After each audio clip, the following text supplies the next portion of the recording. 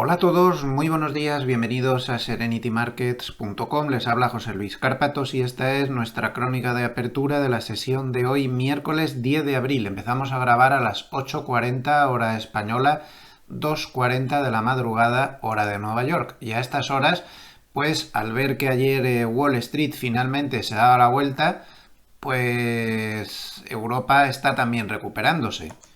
Ya saben que el principal motivo bajista de ayer, pues lo teníamos que buscar en Nvidia, que bajó con mucha fuerza después de unos comentarios negativos de un broker inglés, pero finalmente se acercó a la media de 50, que le actuó bien como soporte, y recortó más o menos las pérdidas a la mitad, con un menos 2,04%. Esto alejó a los índices norteamericanos de los mínimos del día. Y además se buscaron la excusa en la última hora también de unos comentarios de Bostic de la Reserva Federal que fue menos agresivo de lo esperado. Total, que al final esa entrada de dinero de última hora pues salvó los muebles, las cosas quedaron más o menos por donde andaban y esto está permitiendo que Europa pues se pueda recuperar a estas horas con fuerza. Tenemos al DAX subiendo 0,50%, el Eurostoxx 50 ganando 0,69%, aunque eso sí permanece lejos de los 5.000 en 4.977 y el IBEX 35 subiendo 0,37%. En divisas hay muy poco movimiento, todo el mundo está quieto a la espera de lo que pueda pasar con el dato de IPC que se dará a las 2:30 hora española, 8:30 hora de Nueva York. Y de momento pues poco movimiento. Como decía, el Bitcoin sube 0,37% hasta 69.380. Se ha metido en un lateral bastante claro, techo en 73.900, 74.000 y suelo en 60.800. Mientras no salga de ahí, pues no hay más historias. Eso sí, el momentum alcista aún se mantiene a pesar de estar dentro del lateral. Los bonos bastante tranquilos, los últimos días han conseguido calmarse después de los sustos de las últimas jornadas y en este momento pues les pasa un poco como las divisas, nadie quiere líos, todos a la espera de ver qué sale en ese dato de IPC que puede ser decisivo. La rentabilidad del bono americano a 10 años en este momento está en el 4,35%. El Banco Central de Japón ha calmado los ánimos esta mañana, eso es bueno para los bonos, ya saben que se contagian con mucha facilidad, y el gobernador Ueda pues ha dicho que se van a mantener las políticas laxas durante bastante tiempo, que no es el caso ahora mismo de que vayan a endurecer políticas ni nada de todo esto, que se han limitado simplemente pues a ese movimiento cosmético de subir ligeramente los tipos de menos 0,1 a más 0,1 para poner fin a todo esto de los tipos negativos, pero poco más, no van a hacer mayores cambios. En cuanto a Wall Street, pues más de lo mismo, poco movimiento, más 0,06 el S&P 500, más 0,09 el Nasdaq, más 0,19 el Russell. Y el oro, este sí, sigue fortísimo, sigue tremendo. Hay escritos todos los días con razones, cada uno esgrime sus razones, aunque no hay una razón clara de fondo, salvo esas compras fortísimas de bancos centrales. Ayer ya lo vimos, China es quien se lleva la palma con unas compras enormes y luego también están comprando muchísimo oro, pues Polonia, Singapur, República Checa y otros bancos más. Tenemos al petróleo por último, que ayer bajó, ayer no tuvo el día, pero hoy vuelve a recuperar posiciones, sigue ahí en una zona peligrosa, más 0,32%, aunque tampoco termina de romper al alza con claridad. Lleva ahí unos días en un movimiento un poco correctivo, puede ser un banderín alcista, no sabemos. De momento mantiene su momentum alcista sin mayor novedad, siguiente resistencia en 88. Ya saben que la evolución del petróleo es absolutamente vital. Esta noche recordaban muchos analistas que seguimos pendientes de que Irán tome las represalias con las que amenazó a Israel y del tamaño, de la forma o de mil cosas que vengan de esas represalias, el petróleo puede tener de nuevo una subida importante y poner nerviosos a los mercados. Ese es un tema que algún operador se está olvidando, pero que eso sigue ahí. y ya vimos el día en que empezaron las amenazas al respecto, pues tuvimos un susto bastante importante en los mercados. Es un tema que no debemos olvidar y que debemos seguir vigilando por el rabillo del ojo. Bien, ni qué decir tiene que la verdadera sesión va a empezar con la publicación a las 2:30 de la tarde hora española de ese dato de IPC. Por lo tanto, vámonos a ver cómo están los escenarios estos que facilita Goldman, al menos las perspectivas iniciales, luego se cumplen o no, eso ya depende del mercado. Fíjense, lo primero que pone, dice que el IPC subyacente mensual y pone Whisper. Esto de Whisper, para quien no lo conozca, el Whisper Number o número susurrado es la expectativa real de las manos fuertes sobre el dato. La expectativa oficial está más arriba de lo que pone aquí, la que publica Reuters, Bloomberg y todo esto, pero Goldman nos da, y esto es muy interesante que lo tengamos, lo que de verdad están manejando las manos fuertes, lo que no trasciende, lo que están manejando entre ellas. Entonces, lo que se espera de verdad es un número mejor de lo que se está diciendo, en la parte baja del rango del 0,2%. Esto es importante. La estimación del propio Goldman, de hecho lo pone aquí, la estimación de Goldman Sachs es de 0,27%. Pero ya digo que hay rumores entre ellos que dicen pues que a lo mejor podría quedar en 0,23, 0,24, alguna cosa así. Bien, entonces en función de que se supone que el dato estimado, no el Whisper Number, es de 0,27%, las reacciones serían estas.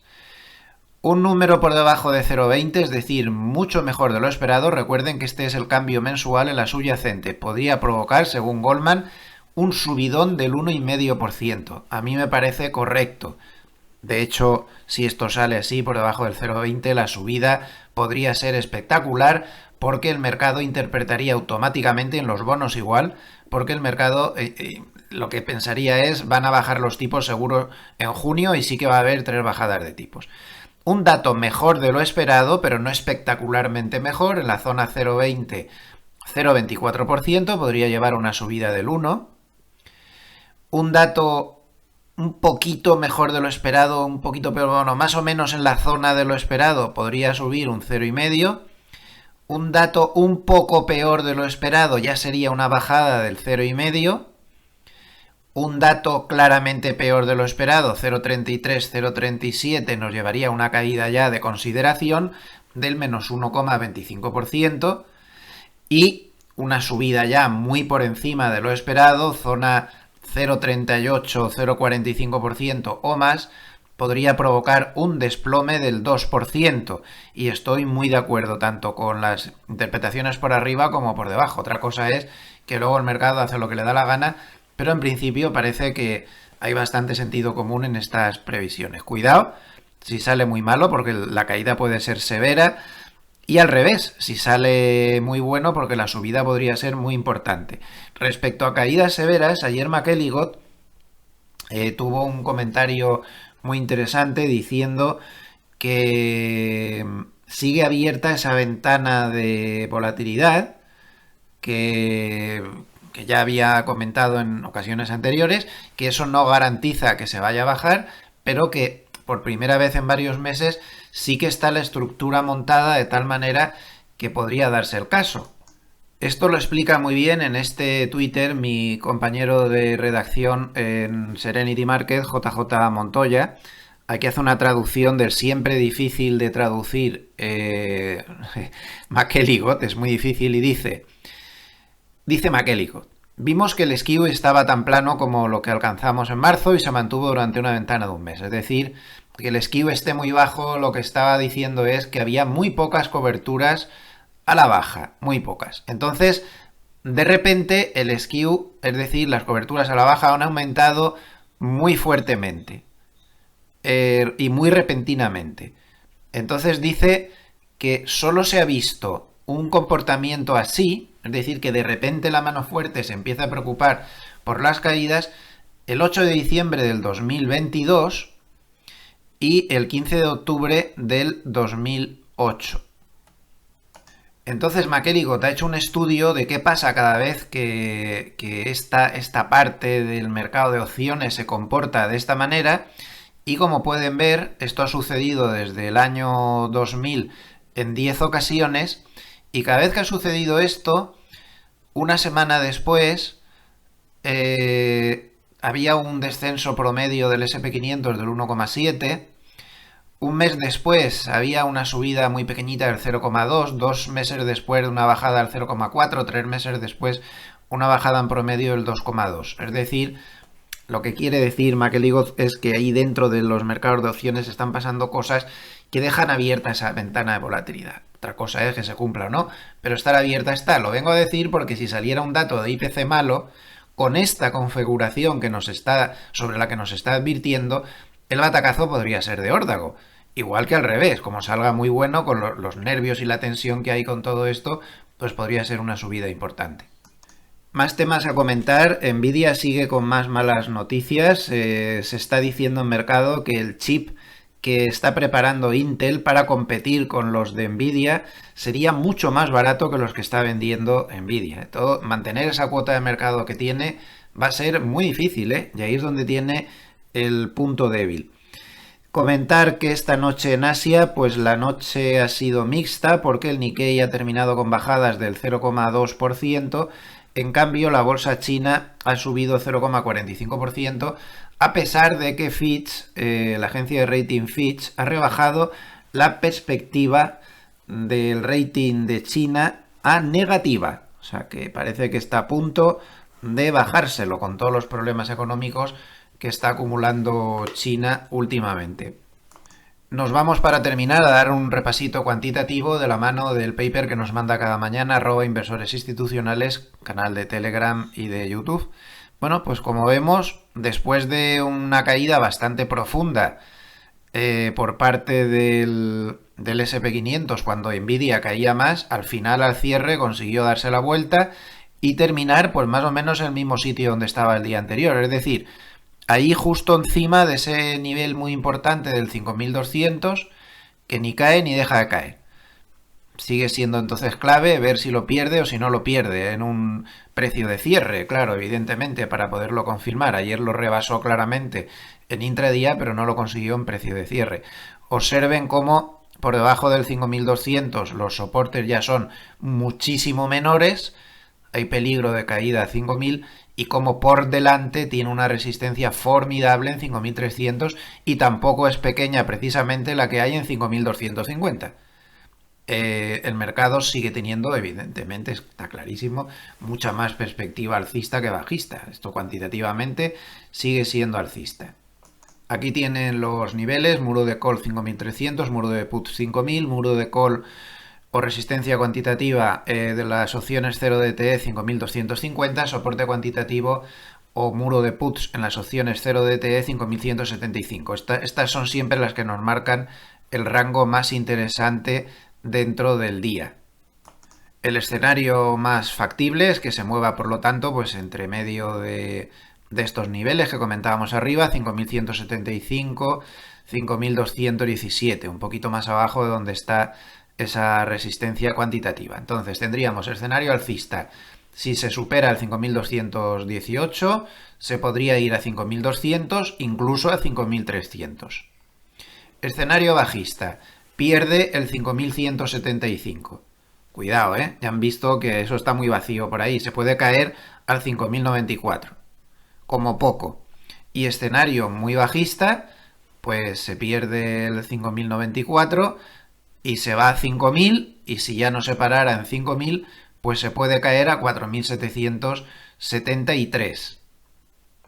Estos serían los niveles clave que tenemos que vigilar. Pues ahora sí tienen todos los datos. Si les ha gustado este vídeo, les agradecería mucho un like o que se suscriban al canal si aún no lo han hecho. A nivel de vídeos personales, pues hoy voy a retrasar el vídeo de crónica de media sesión para poder incorporar el dato de IPC de las 2:30, hacer una primera valoración breve, inmediata, para ver cómo están las cosas y qué perspectivas hay. Muchísimas gracias a todos los amables escuchantes por estar ahí desde todos los rincones de Hispanoamérica. Les deseo que pasen una muy buena jornada. Hasta pronto. Gracias.